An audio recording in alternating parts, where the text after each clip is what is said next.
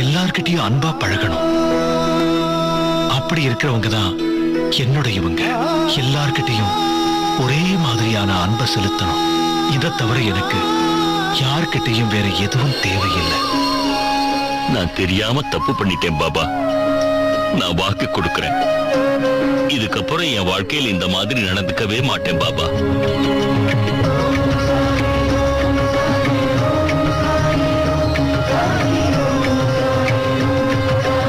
நீங்க எப்பவுமே என் மனசுல இருக்கிறீங்க பாபா. ராமன் உங்களை காக்கட்டும்.